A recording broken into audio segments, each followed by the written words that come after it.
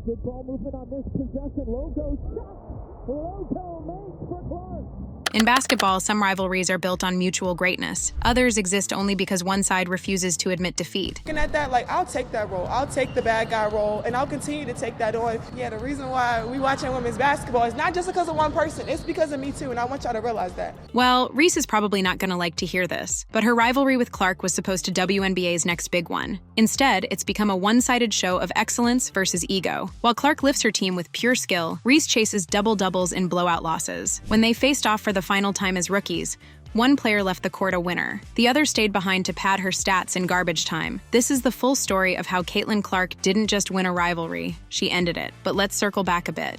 I fundamentally deny, and I think you're basically lying if you're saying what Caitlyn Clark did and Angel Reese did are the same thing. They're not. I like trash talking. If you hit a big shot in the moment, or you're talking in the moment, back and forth, and you do this or whatever, or you talk, I don't care.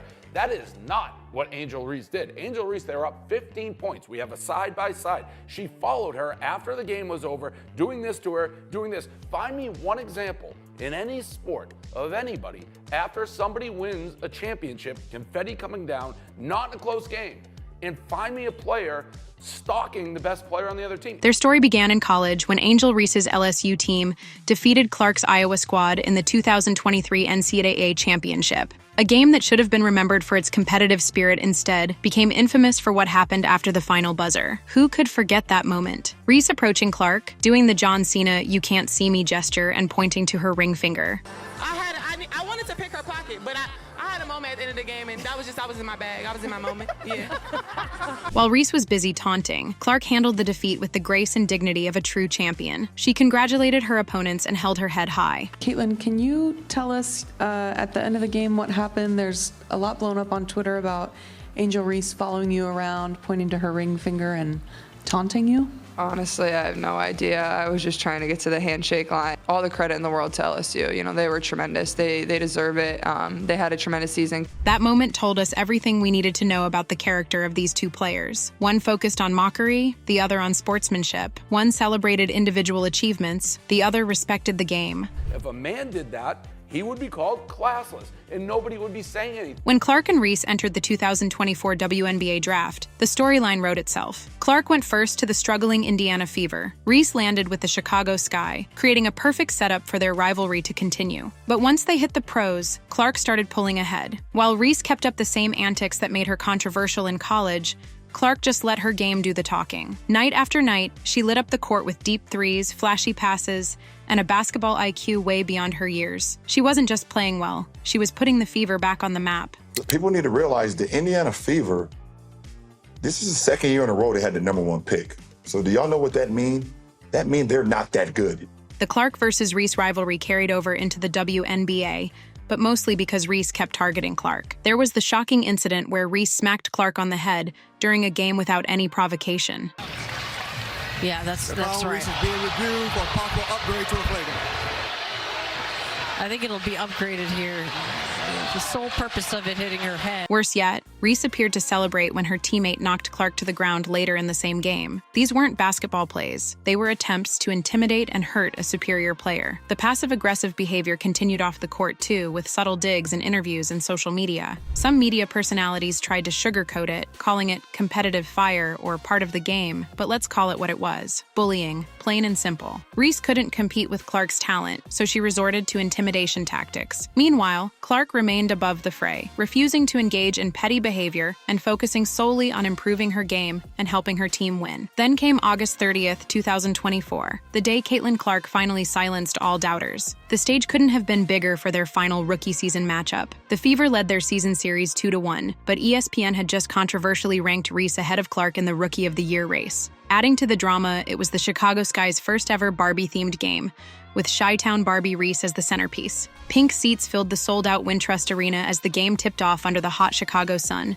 with temperatures climbing to 86 degrees. Before tip-off, the contrasts were stark and telling. Reese dressed as Dennis Rodman, posing for cameras and soaking up attention. Clark arrived in standard warm-ups, all business. One player was there for a fashion show, the other was there for a basketball game. Early on, Chicago jumped to a 21-9 lead behind hot three-point shooting from their supporting cast. The home crowd roared, and it looked like Reese might even the season series. But great players respond to adversity, and that's exactly what Clark did. By the end of the first quarter, the Fever had closed the gap to 26-23. Then Clark took over in a way that can only be described as transcendent. She hit logo threes that silenced the crowd. She threaded no-look passes through impossible gaps. She controlled the tempo like a 10-year veteran, not a rookie playing her first professional season. Meanwhile, Reese struggled mightily. Her offensive limitations were on full display, as defenders gave her space on the perimeter, daring her to shoot. When she tried to attack the rim, Fever defenders were waiting, leading to missed shots and turnovers. One particularly embarrassing play saw Reese lose her dribble and crash to the floor, leading to an easy fast break for Indiana. As Clark's brilliance grew, the Sky's frustration mounted. In a desperate attempt to slow her down, Chicago players resorted to increasingly physical tactics. Diamond DeShields collided with Clark in what many analysts called a dangerous play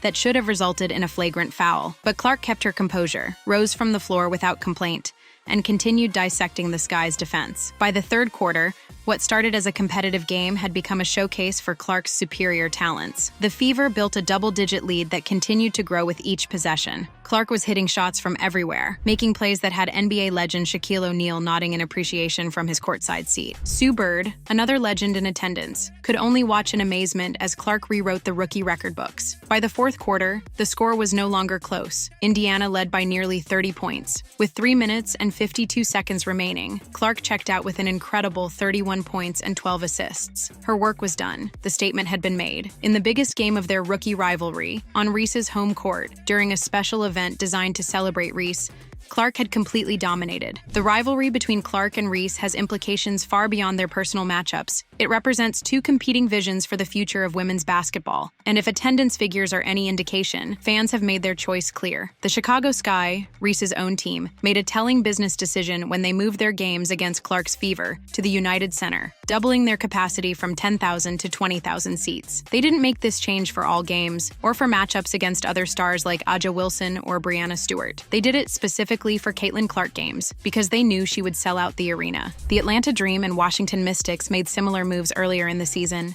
relocating to larger venues when Clark came to town. These weren't symbolic gestures. They were profit-driven decisions based on unprecedented demand for tickets whenever Clark was playing. While some players, including Reese herself, have tried to downplay Clark's impact with statements like, "People are watching women's basketball for more than just one player," their actions contradict their words. The numbers don't lie. Before Clark entered the league, WNBA games averaged about 6,600 fans, respectable but nowhere near capacity in most arenas. Clark's first preseason game drew 15,000 fans. Her regular season games consistently sell out venues regardless of location. Television ratings have skyrocketed, with some games seeing 200 to 300% increases over previous years. The WNBA signed a staggering $2.2 billion media rights deal following her arrival, a testament to the Caitlyn Clark effect that has transformed the economics of women's basketball overnight. This isn't speculation. It's cold, hard financial reality. What's perhaps most impressive about Clark's impact is how she's handled the spotlight. Despite the constant attention the physical play targeted at her and the jealousy from certain corners of the league, she has remained humble and team-focused. She deflects credit to teammates, praises opponents, and constantly talks about improving her game. In contrast, Reese has seemed more concerned with building her personal brand than elevating her team. Her Bayou Barbie persona, fashion statements, and constant social media presence might attract followers, but they haven't translated to wins on the court. The Sky finished well below expectations despite having multiple All-Stars on their roster. So here we stand at the conclusion of their rookie campaigns. Clark dominating on the court, elevating her team, setting assist records, winning games, and filling arenas across America. Meanwhile, Reese chases individual stats and blowout losses and struggles to impact winning in meaningful ways. The verdict is clear. While both players will likely have long careers in the WNBA, Clark has definitively won the first chapter of this rivalry, not with trash talk or disrespectful gestures, but with excellence between the lines. She hasn't needed to taunt or intimidate. Her game speaks volumes. If you enjoyed this breakdown, hit that subscribe button and drop a basketball emoji in the comments. And let me know, how many more WNBA attendance records do you think Clark will break next season? Thanks for watching.